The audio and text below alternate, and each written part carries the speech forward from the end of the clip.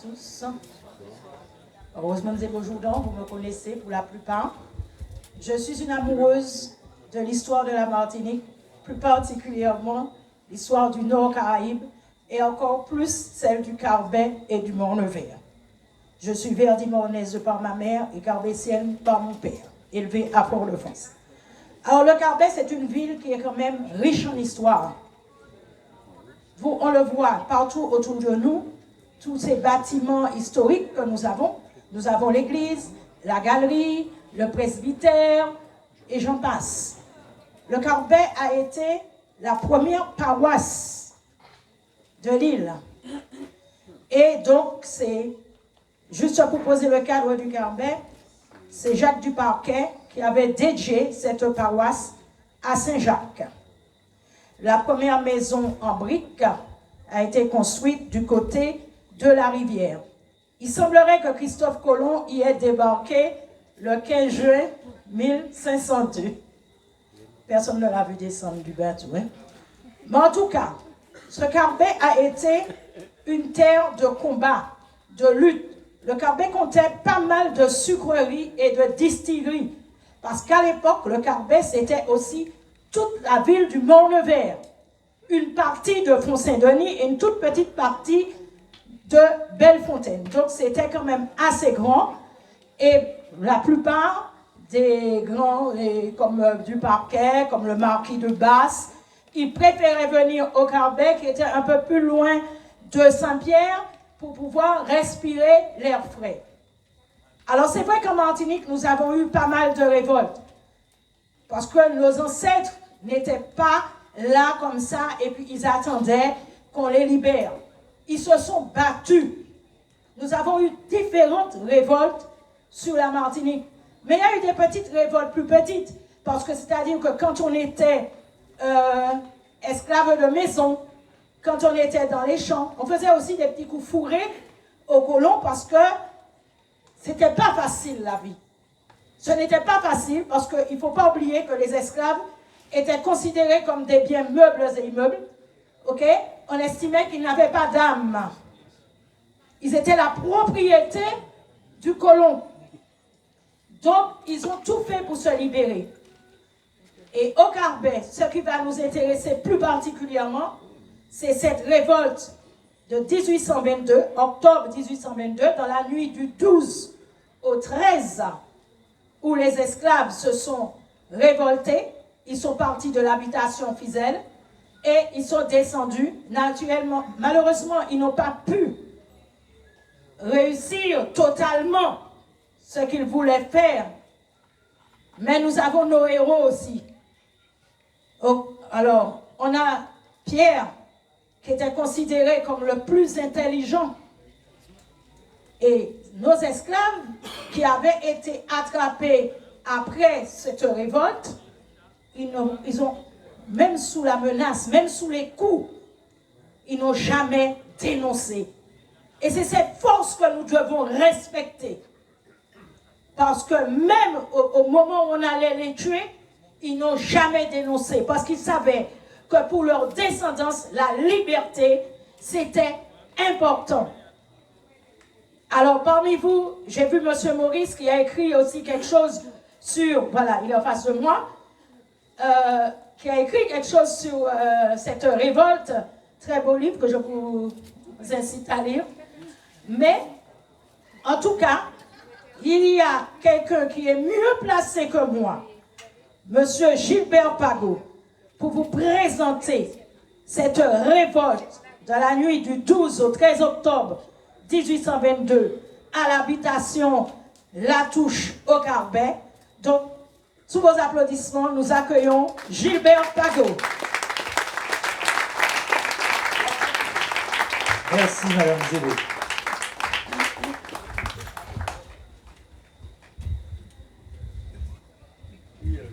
Sous vos applaudissements, s'il vous plaît.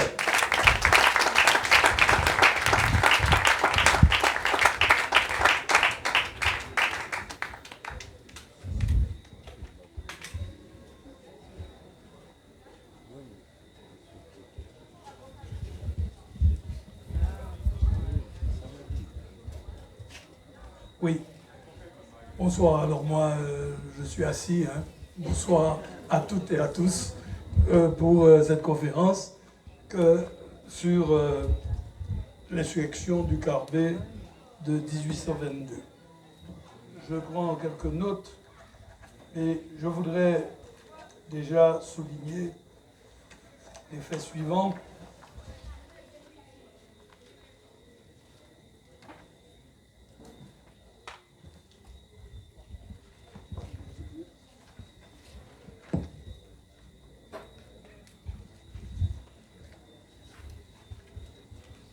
Il y a 5 dates qui marquent très bien ce sujet.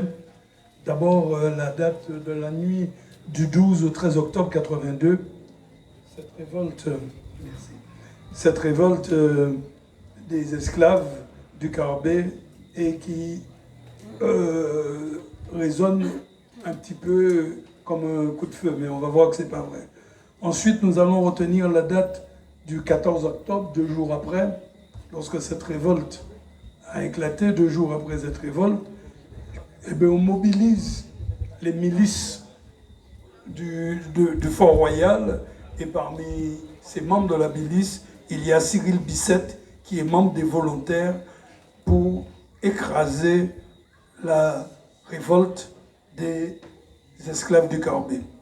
Ensuite, la date du 10 novembre, dont on a beaucoup parlé, et en particulier de la mort de Pierre, qui est cet esclave du Carbet et qui est un des derniers chefs révoltés.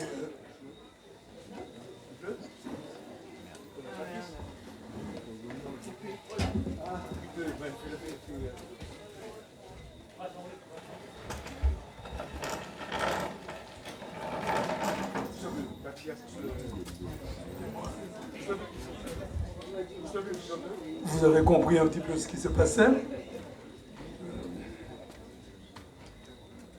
Et qui est capturé du côté du Mont Noble et qui préfère se jeter du haut de la grande falaise et qui se tue. Ensuite, la date du 16 novembre, qui est le jugement de la Cour royale qu'on a mis en place. Vous voyez, un jugement qui se fait 1 mois après la révolte et qui se réunit à Saint-Pierre. Pourquoi Saint-Pierre? Parce qu'on ne voulait pas déplacer les esclaves et les emmener à Fort-Royal.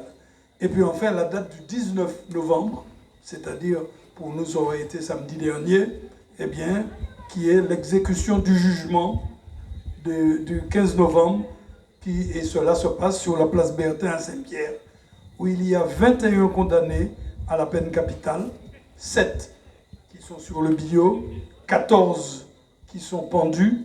Parmi eux, il y a un des révoltés qu'on appelle Maximin, dit le général Balisier, qui est un ex-chef marron pendant une 12aine d'années. Nous parlerons de lui tout à l'heure. Ensuite, il y a 10 personnes qui sont condamnées aux galères. Parmi ces 10 personnes, il y a 2 femmes, en particulier Apolline et Suzanne. Je veux bien les nommer parce que souvent on oublie la participation des femmes dans les manifestations. Ensuite, il y en a 5 qui sont condamnés à recevoir 29 coups de fouet. Il y en a 2 qui ont été arrêtés pour marronnage dans la ville de Saint-Pierre au moment de la révolte et ils sont condamnés à 29 coups de fouet. Il y en a 8 qui ont été pris dans les bois, mais on ne sait pas exactement s'ils étaient des révoltés, mais on pense que c'était surtout des nègres marrons. Ils sont tenus d'assister au pied de la potence à l'exécution. Et puis il y a même notre esclave, l'esclave Louison, qui a été arrêté au Lamentin. Ça n'a rien à voir avec le Carbet, on pourrait dire, mais parce qu'au Lamentin, cet esclave disait qu'il était d'accord avec les insurgés du Carbet. Eh bien, on va le juger et pour avoir soutenu la révolte. Et puis il y a 15 personnes qui sont acquittées, qui avaient été membres de la révolte, mais qui ont dit que en fait, ils avaient été entraînés dans cette révolte.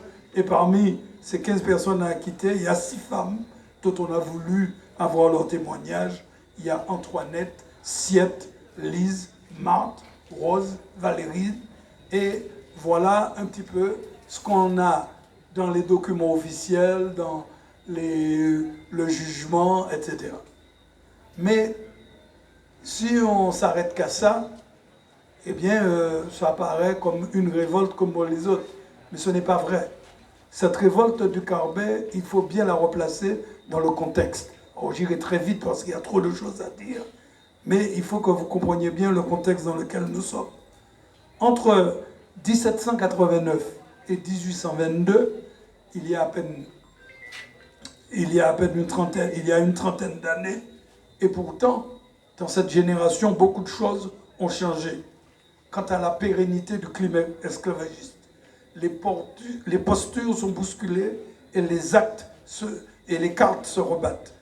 La révolte de 1822 au Carbet relève de ces problématiques renouvelées et entraîne des conséquences importantes pour la suite de cette période quant à l'agonie du système esclavagiste et au regard de son élimination 26 ans plus tard. C'est-à-dire que lorsqu'on est en 1822, on est à mi-chemin entre ce qui s'est passé en 1789 et ce qui va se passer en 1848. Pourquoi? Parce que dans cette période, nous sommes dans ce qu'on appelle l'âge des révolutions. Toute la Caraïbe bouge. Tout se bouscule depuis 30 ans. En 1788, même ça a un impact ici, il y a en France la création de la Société des Amis des Noirs. En 1789, il y a la Révolution en France et il y a en particulier le 26 août, cette déclaration des droits de l'homme et du citoyen, et qui dit une chose suivante, la chose suivante, dans son article premier, les hommes naissent et demeurent libres et égaux en droit. Les distinctions sociales ne peuvent être fondées que sur l'utilité commune.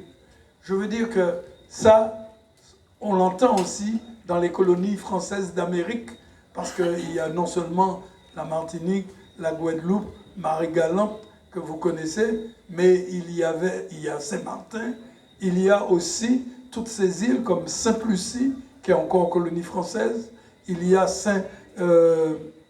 Saint-Vincent, il y a la Grenade, il y a Tobago, il y a même Trinidad où il y a présence de colons français, et tout ça fait partie de ce qu'on appelle les colonies françaises des îles d'Amérique. En 1791, une date extrêmement importante, c'est le serment de Boukman dans la partie française de Saint-Domingue. Ensuite, en 1793, nous avons l'abolition de l'esclavage dans la partie française de Saint-Domingue, abolition de l'esclavage qui est suivie l'année d'après, en 1794, par le décret du 16 pluviose en 2, c'est-à-dire le 4 février, que l'on doit appliquer à toutes les colonies françaises d'Amérique. La Guadeloupe et la Guyane en bénéficient. Mais face à cela, eh bien, il y a les occupations anglaises de Sainte-Lucie, de la Dominique, de Saint-Martin, et puis bien entendu l'occupation de la Martinique. Et tous ces pays d'ailleurs connaissent des révoltes à Sainte-Lucie, à Saint-Vincent, à Grenade, à Trinidad, à Tobago, au nom des idées révolutionnaires et au nom du fait que les hommes naissent libres et égaux en droit. De 1794 à 1802, la Guadeloupe vit dans un pays où il n'y a pas l'esclavage. En 1802, par contre, je vais vite, Bonaparte, eh bien, mène cette fameuse répression contre la Guadeloupe et rétablit l'esclavage en Guadeloupe, mais aussi en Martinique, qui avait été sous domination anglaise pendant de 1794 à 1802. En 1803, c'est l'arrestation dans la partie française de Saint-Domingue de Toussaint Louverture, mais cette même année 1803, le 18 novembre, on vient de fêter donc là aussi l'anniversaire de cela, eh bien c'est la victoire de Vertières dans la partie française de Saint-Domingue, victoire de Vertières qui débouche sur la proclamation au 1er janvier 1804 de cette colonie française de Saint-Domingue qui décide de prendre le nom d'Haïti. Et c'est pour la première fois, il y a un État qui est dirigé par d'anciens esclaves. Ça, c'est extrêmement important. Et ça se sait dans toute la Caraïbe, non seulement cela, mais toutes les révoltes qui se mènent dans la Caraïbe, eh bien, les gens le font au nom de ce général vainqueur de Vertières qui s'appelait Jean-Jacques Dessalines. C'est suivi de l'abolition de l'esclavage dans la partie espagnole de Saint-Domingue. C'est aussi l'insurrection en 1805 anti-esclavagiste à Trinidad, où les gens défilaient en criant « Vive Dessalines ». En 1807, parmi les événements, eh bien, c'est l'abolition de la traite négrière pour le Royaume-Uni, le Danemark, le Portugal, les USA. En 1815, c'est la proposition d'abolition de la traite par Napoléon Ier, mais c'est surtout l'abolition de la traite effective au Congrès de Vienne. Et en 1818, la France qui a été vaincue, eh bien, signe l'abolition de la traite, mais exerce peu de contrôle sur la traite illicite.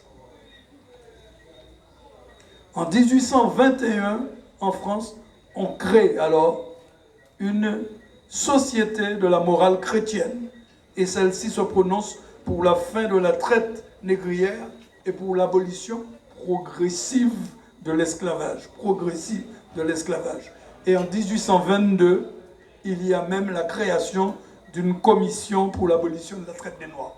J'ai donné tous ces éléments, c'est-à-dire que les gens qui en 1822 ont 30 ans, eh bien, ils ont connu tous ces événements-là. Les gens qui n'ont même pas 40 ans, ils connaissent tous ces événements. Et à partir de ce moment, plus personne ne peut estimer, en particulier lorsqu'on est esclave et qu'on représente 80% de la population de la Martinique, à ce moment, eh bien, on ne peut pas accepter cela. Sans compter d'autres pays qui, dans l'Amérique du Sud, par exemple les actuels pays du Venezuela, de la Colombie, l'Équateur, etc., qui ont prononcé aussi l'abolition de l'esclavage. Nous sommes donc dans une situation où la Martinique aussi résiste, les esclaves et les libres martiniquais résistent. D'abord, nous allons voir rapidement les conditions démographiques. Lorsqu'en 1789, les Blancs représentaient 11% de la population, eh bien, en 1818, moins de 30 ans après, et 29 ans après, eh bien, ils ne représentent plus que 9% de la population. Par contre, les libres de couleur, qui n'étaient que 5% de la population, eh bien, en 1918, sont déjà 12% de la population. Ils sont déjà beaucoup plus nombreux que les Blancs et ils sont plus nombreux parmi les libres. Et les esclaves, eux, sont à 80%, représentent 80% de la population. Il y a donc un poids de plus important des libres de couleur qui crée d'ailleurs chez eux une dissension, c'est que beaucoup d'entre eux, ayant obtenu le statut de libre, se battent beaucoup plus pour avoir l'égalité avec les Blancs, tout en étant pour les plus riches d'entre eux, eux-mêmes propriétaires d'esclaves. C'est une région aussi, la Martinique, c'est une région où les révoltes se succèdent. Je n'en ai pas parlé, j'ai parlé d'abord de la Caraïbe qui joue, mais en Martinique aussi. D'abord, par exemple, en août 89, au moment où on ne sait même pas encore qu'il y a eu le 14 juillet en France, mais on sait par contre qu'il y a eu les cahiers de doléances et les états généraux, eh bien, il y a une révolte à Saint-Pierre où les gens demandent eh bien, qu'ils soient libérés. Alors, il y a le rôle important, par exemple, de Nègre Marron et de quelqu'un qui s'appelait Faïence, qui est à la tête de ces révoltes-là. Et puis, en octobre et novembre 89, on compte à peu près une quinzaine de communes de la Martinique dans lesquelles il y a des insurrections d'esclaves. Il y a ensuite une guerre civile terrible qui va de 1790 à 1791. Et dans cette guerre civile, non seulement il y a un affrontement entre les Blancs, entre ceux qu'on appelle les patriotes et ceux qu'on appelle les loyalistes favorables à la royauté, il y a aussi l'implication de nègres marrons et d'esclaves dans ces luttes-là. Les libres, pendant la Révolution française, ont obtenu un acte qui déclare on doit les considérer comme des membres de la société et des citoyens. Sauf que la chose ne va pas être appliquée, d'autant plus que lorsque Bonaparte arrive au pouvoir, eh bien, on va supprimer cela. Toujours est-il qu'en 1793, lorsque ce sont les patriotes qui ont pris pendant un moment le pouvoir ici à la Martinique, eh bien, on va créer en particulier des clubs révolutionnaires et des associations serviles. Ça, c'est extrêmement important. Qu'est-ce que c'est que ces associations serviles? Je reviendrai dessus tout à l'heure.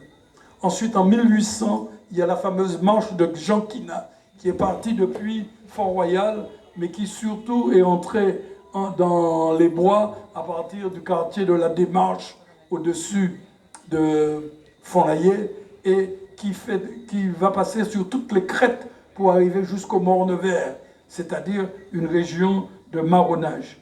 Ensuite, en 1807, nous avons une grande insurrection à Basse-Pointe.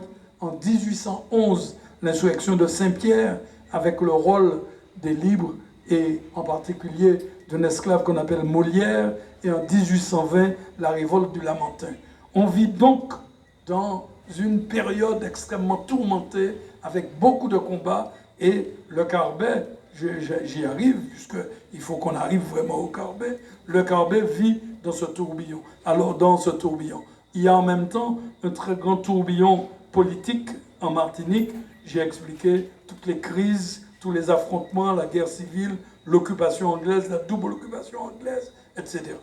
Lorsque nous arrivons au Carbet, alors le Carbet est une paroisse. C'est une grande paroisse qui fait partie de la riche banlieue de Saint-Pierre. Il ne faut absolument pas voir le Carbet comme étant la commune d'aujourd'hui. Il faut voir une région extrêmement riche qui, en particulier, loge quelques-unes des plus grosses fortunes béquées de la ville de Saint-Pierre, de négociants et de commissionnaires. Mais c'est une région aussi beaucoup plus grande que ce qu'elle est aujourd'hui, puisqu'elle comprend à la fois Font-Saint-Denis et le Morne-Vert. C'est ça la paroisse du Carbet à l'époque. Mais elle dispose surtout d'un atout important, qui est une véritable réussite technique qui a été réalisée 60 ans auparavant. C'est le fameux canal du Carbet, que plus tard on va appeler le canal de Beauregard ou le canal des esclaves, qui a été construit à la suite de la première occupation anglaise de 1759-1762 et qui alimente toutes les habitations, dont celle de Lens-la-Touche, où on fait venir l'eau. Vous avez donc une région importante. Et cette région, elle occupe une profonde vallée, la vallée de la rivière du Carbet, et qui comprend naturellement beaucoup d'habitations cacaoyères, caféières et cotonnières. Ça, c'est extrêmement important. Très petites, de 1 à 5 carrés. Un carré, c'est à peu près un peu plus d'un hectare, 3. C'est-à-dire, ça fait à peu près... et puis, vous avez des petites habitations de 20 carrés et qui appartiennent des fois à des petits blancs, mais surtout à des libres de couleur. Par exemple, il y a le couple Pierre et Louisa qui sont de couleur. Il y a le mulâtre Jean-Louis et sa compagne Fatih. Il y a aussi une négresse libre qu'on appelle Félicité, ou bien il y en a une autre qui s'appelle Reine, qui possède de petites habitations. Mais il y a aussi de très grandes habitations de près de 80 hectares, où en gros ça fait 80 hectares, c'est-à-dire 60 carrés, en gros, avec 45 à 50 esclaves, et ce sont surtout des blancs, des béquets, des commissionnaires. Vous avez l'arpentière du roi Pilon, vous avez les frères Guénard.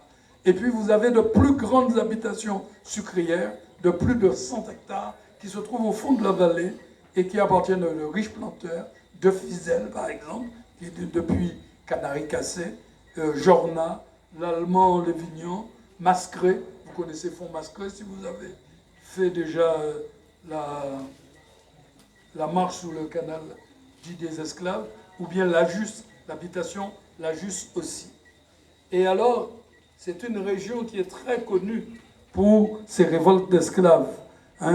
D'abord, j'ai parlé tout à l'heure du bois qui va de la Démarche et qui arrive jusqu'au Piton, mais il y a aussi le fait que ce n'est pas la région où les gens où les esclaves vivent le plus mal. Au contraire, c'est une région où il y a de très bonnes récoltes. Ce n'est donc pas c'est pas parce qu'ils étaient maltraités qu'ils décidaient de se soulever. Hein. Par contre, il y a dans cette région beaucoup de nègres à loyer, c'est-à-dire des esclaves dont souvent le maître est mort et c'est la maîtresse qui est là. Et quelquefois, elle ne peut plus gérer l'habitation, elle préfère louer son esclave. Et l'esclave à loyer, c'est un esclave qui dispose d'une certaine liberté. C'est ce qu'on appelle aussi des libres de fête. Et ils sont très liés aux Noirs de Saint-Pierre et ils sont très liés aux Marrons parce que la ville de Saint-Pierre et toute cette région, qui est la région la plus riche, c'est une région aussi où il y a beaucoup de Marrons intermittents. Et puis, il y a un fête qui se déroule en 1922. C'est la capture, il y en avait plusieurs, mais c'est la fameuse capture du navire négrier qu'on appelait l'Amélie, qui a été arraisonnée le 8 février 1822. Et là, l'État français est dans une grande difficulté parce que comme l'État français a signé la loi disant que la traite négrière est interdite, il ne peut pas se permettre de prendre ces esclaves que l'on a saisis sur le navire négrier et de les mettre en esclavage. Et on va donc les libérer et on va les mettre au service du gouverneur dans ce qu'on appelle le domaine du roi, à Saint-Pierre. Et alors, qu'est-ce qu'on constate? C'est que les esclaves qui sont sur place, à Saint-Pierre, au Carbet, etc., et que l'on maintient en esclavage, voient arriver des esclaves, 324, qui, eux, sont libérés et pour lesquels on fait même un traitement financier. C'est-à-dire que eux, ils vont travailler, mais on va les payer. Eh bien, les Ibo de l'Amélie, qui sont donc des salariés, ça ne peut pas passer dans la tête des esclaves du Carbet et de ceux de Saint-Pierre. Et en particulier, ils disent, mais si l'esclavage est aboli, si la traite est abolie, si depuis une trentaine d'années, on se bat et il y a même des pays où l'abolition se fait, eh bien nous ne pouvons pas faire cela. Et c'est comme ça que déroule l'insurrection du Carbet. Cette insurrection du Carbet a une caractéristique qui est différente de celle qu'on avait vue par exemple en 1811 à Saint-Pierre. En 1811 à Saint-Pierre, je vous parle de Molière, qui est un livre de fête, qui sait lire, qui sait écrire, et puis qui est lié, il y a parmi eux un certain nombre de livres qui sont avec eux. Dans l'insurrection du Carbet de 1822, il n'y a pas de libres, il n'y a que des esclaves ou que des libres de fête ou quelques nègres marrons. Et pourquoi? Et pourquoi? Parce que, d'abord, eh bien, je vais plutôt parler du déroulé. D'abord, dans cette nuit du 12 au 13 octobre, les insurgés démarrent à Canaries-Cassé sur l'habitation de Fizel.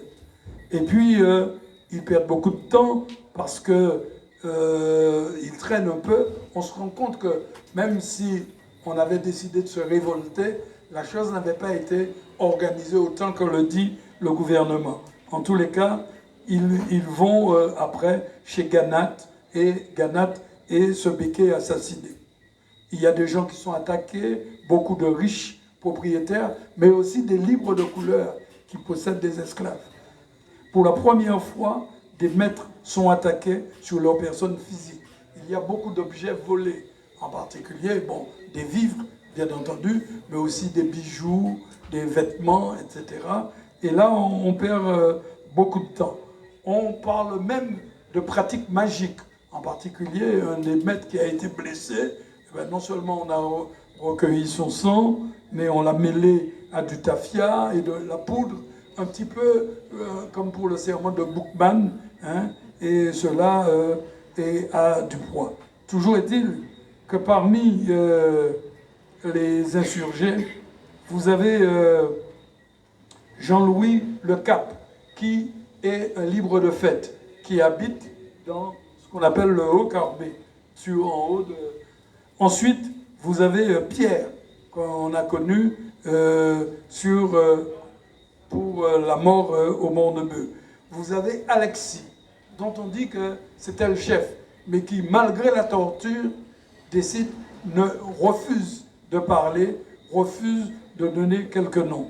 Et puis il y a Maxime, le général qu'on appelle le général Balisier, qui avait été marron pendant 12 ans et qui appartenait à une béquée de Saint-Pierre, Madame Geust, et qui, en particulier, eh bien, portait pendant la bataille, eh bien, il avait une coiffe, il avait aussi un uniforme bariolé et il avait une écharpe tricolore bleu, blanc, rouge.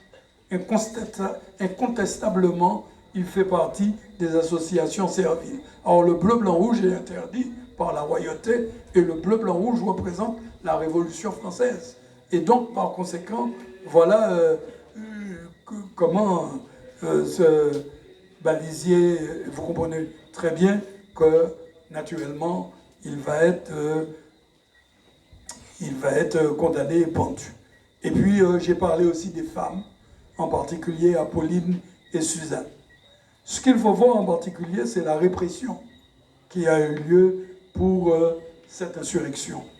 Non seulement il y a les troupes militaires, mais Donzo estime qu'il n'a pas suffisamment de soldats, d'autant plus que c'est une période, c'est la période de l'hivernage, il y a beaucoup de gens malades.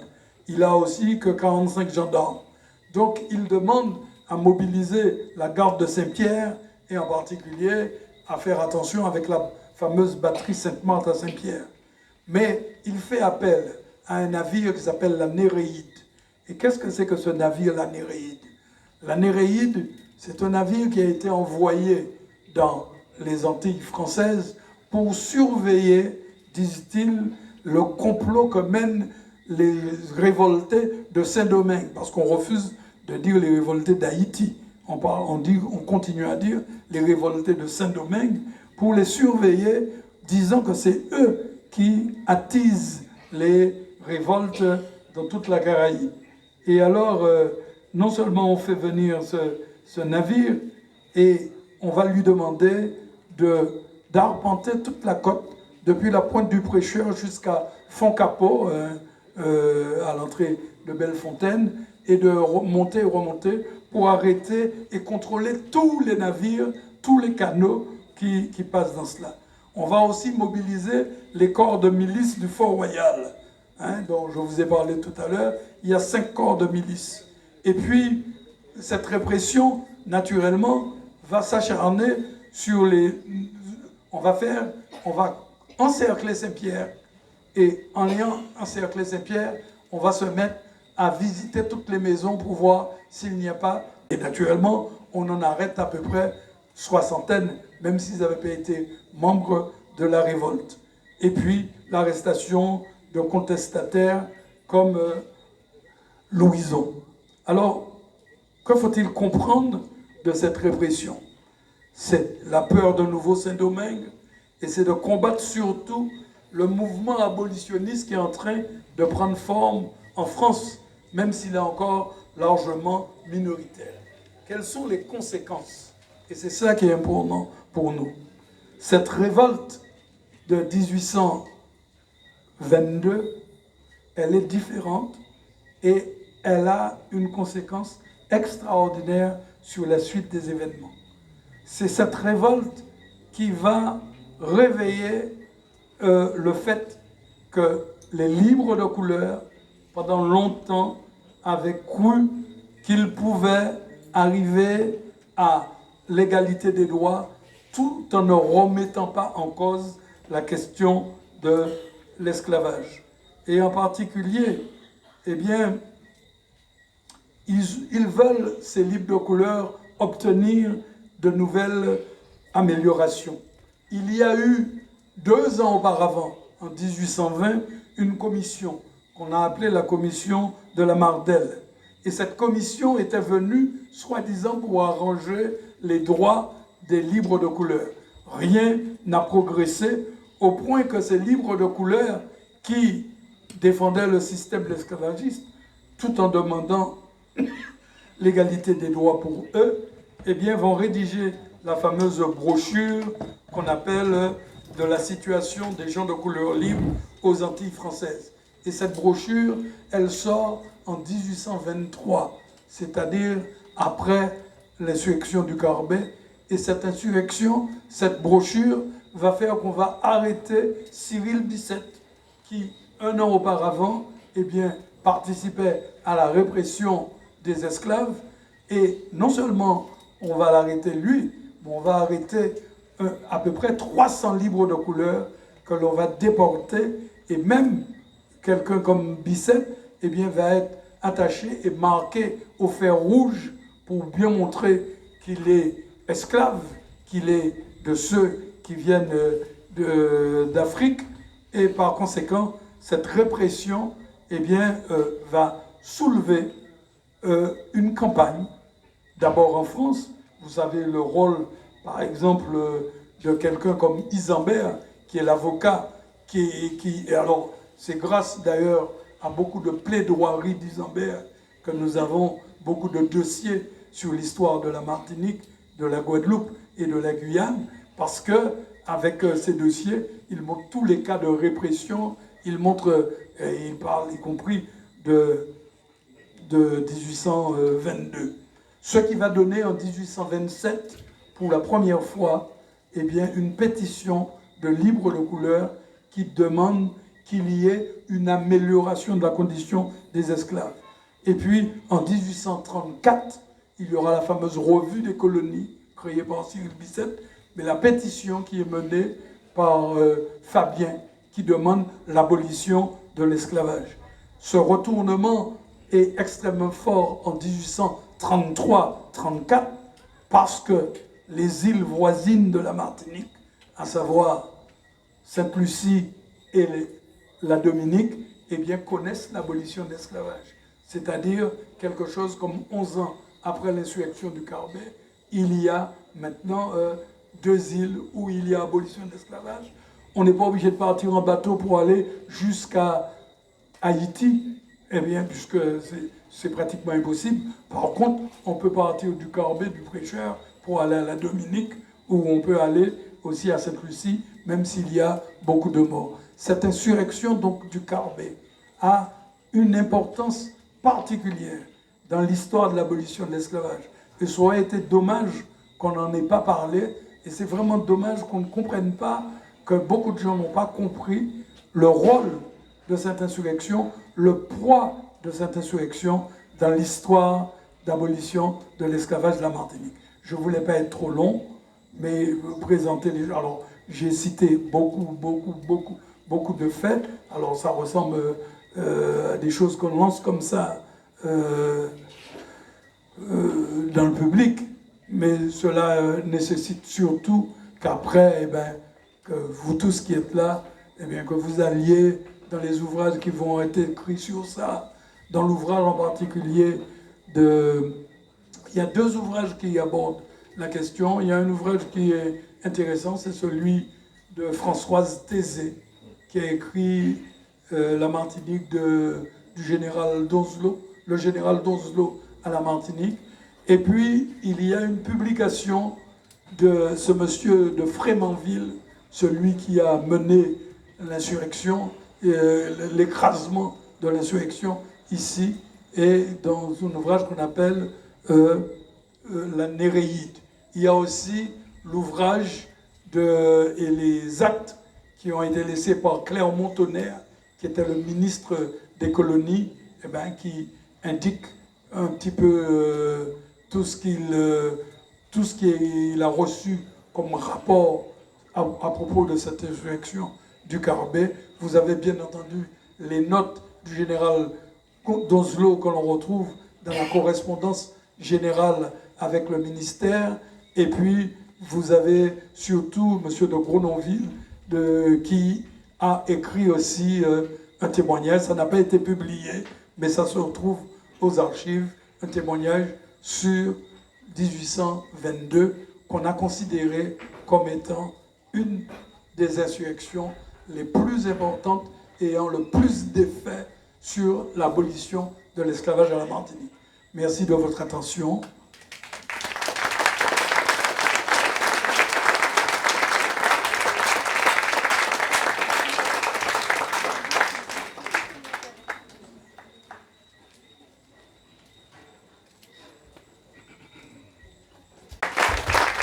Monsieur Pago m'a expliqué qu'il pouvait, si vous vouliez, échanger pendant 5-10 minutes avec vous. 4-5 personnes à peu près, si vous aviez des questions concernant donc, la période, concernant la conférence. Donc il est prêt à vous répondre. Alors donc, le deuxième micro, s'il vous plaît.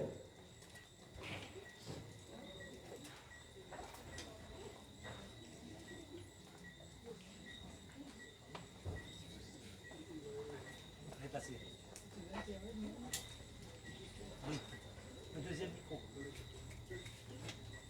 Tiens, pour moi. Faites-moi passer le micro, s'il vous plaît. Merci. C'est bon?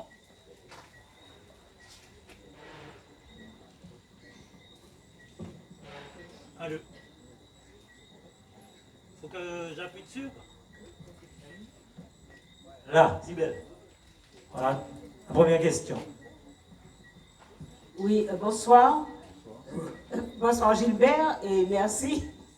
Je suis Marie-Hélène Léotet et effectivement cette année que j'appelle le bicentenaire justement de cette révolte, c'était important que les historiens en Martinique apportent ces éléments de connaissance.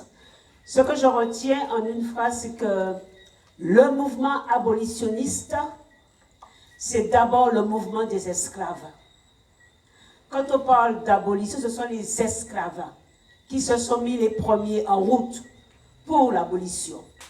Avant même que Bicêtre ne parle d'abolition, avant que Schellcher ne parle d'abolition, les esclaves, pas seulement Martinique, évidemment, bon, bien sûr il y a Haïti, il y a Sainte-Lucie, etc. Le mouvement des esclaves, c'est lui qui a déclenché le processus vers l'abolition.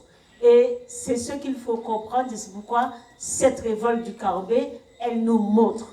Et les contemporains, même, tu as parlé de Fréminville, ou de Grenouilleville aussi, je crois, eux-mêmes, ils disent que cette révolte, en fait, on est arrivé à un point de non-retour.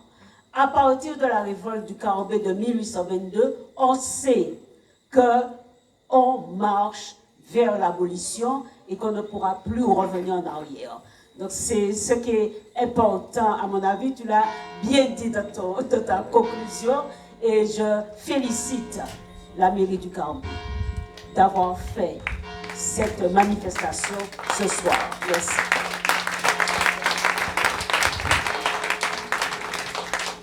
Y a-t-il une autre question, un témoignage?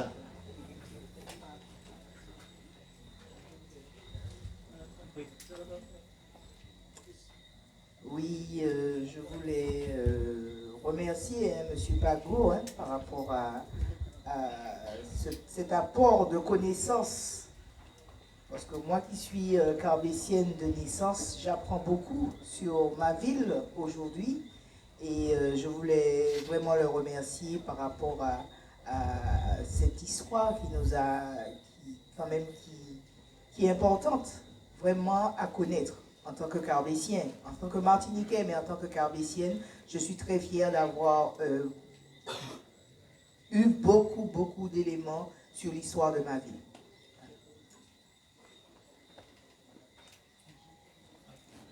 Il y a quelqu'un là-bas. Rapprochez-vous, s'il vous plaît, merci. Oui, bonsoir. Je tiens à vous remercier pour votre travail d'historien, ainsi que Radio Apal où j'entends beaucoup la dame qui vient de parler. Mais moi, quand je vous écoute, ce mot esclave, je sais que qu'est-ce que c'est qu'un esclave? En fait, j'ai l'impression que il n'y a plus d'identité, il n'y a plus qu'un esclave qui arrive. Bravo. J'aimerais qu'on parle qui sont ces personnes qui sont arrivées sur ces bateaux? Est-ce qu'un Martiniquais, est-ce que c'est quelque chose, est-ce que c'est à partir de l'esclavage qu'on devient Martiniquais? Qu'est-ce que c'est qu'un Martiniquais? Est-ce qu'on oublie d'où on vient par rapport à ce qu'on a vécu? Il faut m'expliquer ce que c'est qu'un esclave. En plus, je ne sais pas si ce mot est adapté, puisqu'il ne s'agit plus que d'un objet qu'on va utiliser pour la fabrication d'autres. Vraiment, je tiens à ce qu'on redéfinisse qui sont ces personnes qui sont arrivées. Je compte sur vous en tant qu'historien. Oui, je vais vous répondre. Oui, j'ai commencé mon intervention sans remercier d'abord la municipalité du Carbet, M. Ecanville, Mme Patricia Valmont. Oui, parce que la lumière, je ne vois rien. Je ne vois pas la salle, je ne vois personne. D'accord, merci. Je n'ai pas besoin, je suis assis. Et non, je voulais d'abord vous remercier parce que je trouve que c'est une initiative extrêmement importante de l'avoir fait et je vous remercie de m'avoir invité. Bon, je vais bien sûr dans le sens de ce qu'a dit Marie-Hélène. Bon, je crois que ça nous arrive souvent d'aller dans le même sens. Alors, la discussion que Madame vient d'aborder, vous avez tout à l'heure, en entrant, il y a un ami qui m'en parlait et qui me disait « Mais qu'est-ce que tu fais comme différence entre esclave et esclavisé ?» Je lui ai dit que la recherche historique, actuellement, parle beaucoup plus d'esclavisé. En particulier, c'est une bataille qui a été menée par de nouvelles écoles historiques, en particulier quelqu'un comme Myriam Cothias, par exemple, qui a lancé cela. Elle était à la tête d'ailleurs de ce comité pour l'abolition de la traite qu'on avait mis en place en France, qui a été après rejeté parce qu'il y avait des divergences entre des gens qui disaient le mot esclavisé, il ne faut pas le prendre. Moi, personnellement, je suis pour le terme esclavisé, si on veut bien dire que les gens ne naissent pas de manière fondamentale esclaves, que ce sont des gens que l'on a réduits en esclavage. Et donc, le débat entre les historiens, dans ces différents colloques auxquels nous avons participé, il disait qu'à partir de maintenant, il ne faut plus dire esclaves, il faut dire les personnes réduites en esclavage. Il fallait écrire chaque fois les personnes qui ont été réduites en esclavage. Et après, ils ont dit, mais non, mais le terme est trop long, créons un mot. Et c'est le mot esclavisé qui crée toutes sortes de bagarres. Alors, s'il faut répondre à la question de la dame et aux gens qui ont applaudi, je suis absolument d'accord avec vous sur ce point-là. Il n'y a aucune restriction. Ceci dit, comme pendant longtemps, les gens disaient les esclaves, la révolte des esclaves du Carbet, vous savez, les gens ne disaient pas la révolte des esclavisés du Carbet. C'est un débat qui n'existait pas il y a encore 8 ans, 8 ou 9 ans. Ce débat n'existait pas encore. Et des travaux aussi importants sur l'esclavage qui ont été menés, par exemple, j'ai parlé d'elle tout à l'heure, Françoise Thésée, qui a écrit son ouvrage en 1988, quand elle a écrit La révolte du Carbet, qu'elle a très bien décrite, et bien à l'époque, ce débat-là n'existait pas. Voilà pourquoi on emploie ce terme, mais si maintenant il faut mener la bagarre sur l'esclavisé, faisons-le. La seule chose que je craindrais dans ce débat, c'est qu'au lieu de discuter du contenu de la révolte, au lieu de discuter du poids de la révolte, au lieu de discuter des nuances qui se sont posées dans la révolte, au lieu de discuter, par exemple, de certains secteurs qu'on n'a pas beaucoup travaillé, comme par exemple la place des femmes dans la révolte, ou bien de comprendre ce qu'a été le marronnage intermittent tel qui était urbain etc. Au lieu de discuter de ça, j'ai surtout pas envie, et c'est ce que je disais à mon ami qui me posait la question tout à l'heure avant la conférence, j'ai beaucoup plus envie que nous nous battions sur le fond que nous déchirer sur le terme, même si je suis d'accord, aujourd'hui, il faut laisser tomber l'idée que les gens naissent esclaves et puis qu'ils sont faits pour être esclaves et puis qu'ils ne sont qu'esclaves. Non, ce sont des êtres humains qui ont été réduits en esclavage et on les appelle, eh bien, le terme qu'on a choisi, c'est le terme esclavisé. Voilà, j'espère que je suis assez clair sur ce débat pour la dame qui m'a posé la question. Bonsoir. Bonsoir à vous. Bonsoir Gilbert. Alors c'est Ali Baba Kenja. Je te remercie pour ton intervention qui était synthétique mais qui a présenté l'ensemble des éléments. Et en fait j'interviens pour rebondir un petit peu sur les deux dernières interventions là, et aussi pour introduire un point, puisque je suis l'auteur de la pièce qui va être jouée après ton intervention. Et sur un point justement de connaissance même de cette population esclave que tu as souligné à plusieurs reprises, qui sont les esclaves dits libres de fait, esclaves de savane, etc. Et je ne serai pas long, mais juste pour attirer l'attention sur l'importance de cette population, puisque au moment où, disons que à partir de 1822, un processus va se mettre en place et au moment de sa conclusion, ça va aboutir à doubler le nombre des libres de couleur, c'est-à-dire que la population des esclaves de fait, des esclaves de savane, c'est-à-dire des gens qui sont esclaves, mais sans avoir, qui sont libres plutôt, mais sans avoir les papiers d'affranchissement, etc., cette population représente autant que les libres de couleur et cette population joue un rôle fondamental dans ce qui s'est passé aussi bien au Carbet, à Saint-Pierre et plus tard dans les événements que je raconte en 1833 à la Gontan-Soloran. Voilà.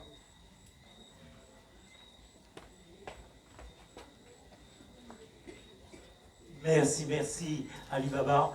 Nous allons donc là conclure la partie débat. Merci Monsieur Pago, sous vos applaudissements, s'il vous plaît.